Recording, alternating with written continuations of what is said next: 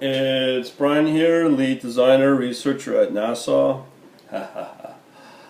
Anyways, as we're crunching through building strategies, tips for y'all. Okay, as you know, I've read the Ernie Chan Winning Strategy book. Yay. It's all done in Matlab. Yay. Now, the hard part is understanding the relationship when you get, let's say, a time series with your entries and exits. What do you do with it? How do you implement them into a trading system? Well, there's a it's an easier solution. What you could do is, there's two webinars put out by the MathWorks for Matlab. There's one both put out by Stuart Kozzola. There's one on algorithm trading. Let me check that. Algorithmic trading. Stuart Kozzola. It's a webinar from MathWorks, put out in 2010. Watch that. That's the first one you learn.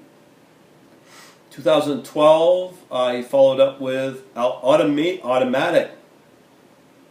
trading, I think it was, and it's basically a whole system. Now the cool thing about that system, I've known about this a few years ago, and I've kind of like revisiting it now just to bring it all home, I guess, is that when you understand about how to develop your signals, and this is pretty well how it's done in Matlab, and it's pretty well universally done throughout most systems. It seems to be a general practice, but I mean it's different throughout each system and each programming language, but it's pretty well the same. With the automated trading, what it does, it shows you what to do with those signals. So that's probably not the most difficult thing, but it's one of the hardest things to wrap your head around if you're learning this from scratch. Because it's all done in Matlab, it shouldn't be that difficult to be able to plug in algorithms into this system, where you can use the first webinar as an example. Now, the automated trading one is going to enable you to simulate trades or execute orders through Quick Fix, which is a Java open source project. Also, there is charting to chart your signals, also run against your algorithms, and also you can log all the transactions, all the orders through an Excel spreadsheet. So it's kind of cool. It helps you really to understand how, from a very high level, how a trading system should work. Now, in terms of production, this is probably not the smartest thing to do. You can't really bank on Matlab to be your system to execute trades. If it's very low level, or sorry, if it's average speed that you're okay with, like medium frequency, you're okay.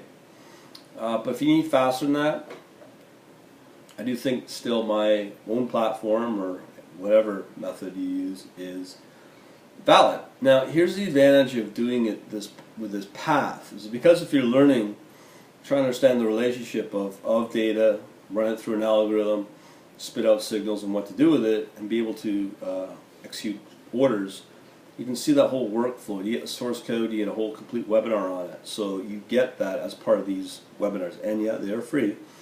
You get to see that relationship, which can be really challenging to understand. Once you get past that, you should be able to take that and replicate that in another platform.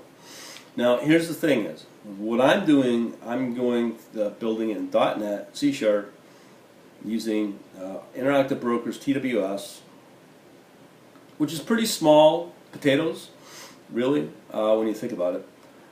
And that's all fine and good for a little guy like me. But there may be the day where you want to take what you've developed and put it through something like a fix.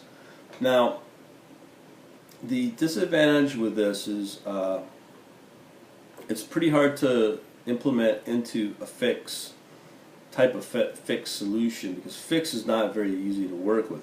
Now, because you have these webinars as a reference point for Java with Quick Fix, to transition your actual model, if it's developed in Matlab, to transition it into the current using that webinar, it shouldn't be that difficult to do. Because you have all the Java plumbing through the Quick Fix. and that is a big advantage. Now,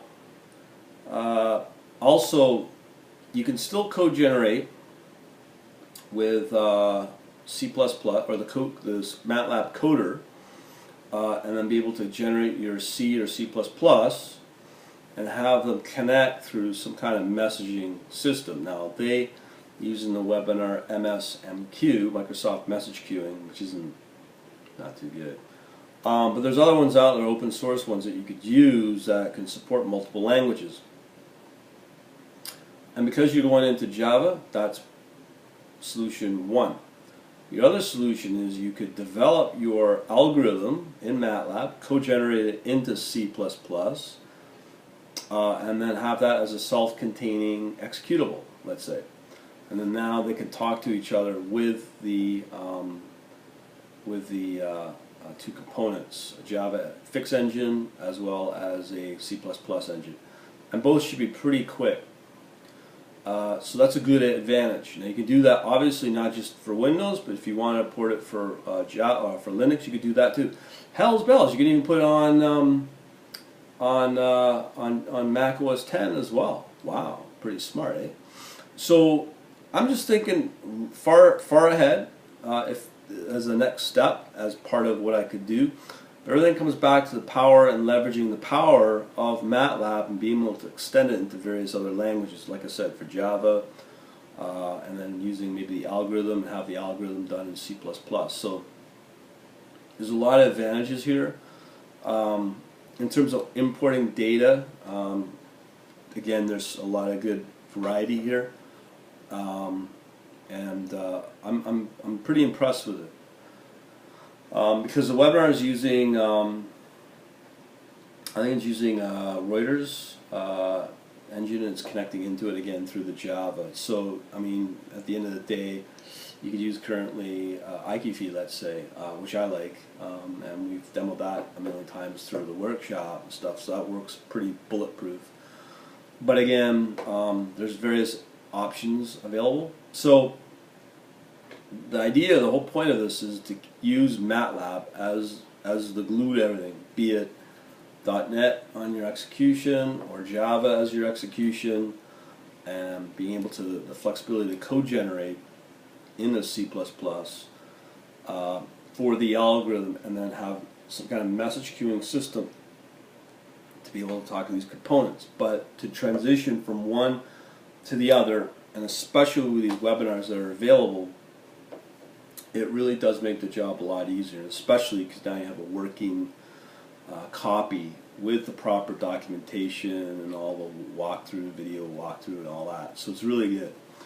So I just wanted to let people know that, and you pretty well couldn't do this too easily with R. I could be wrong, or use Python, I don't know. But at the end of the day, the two ultimate languages, actually it's three, obviously C++, Java, and then C#.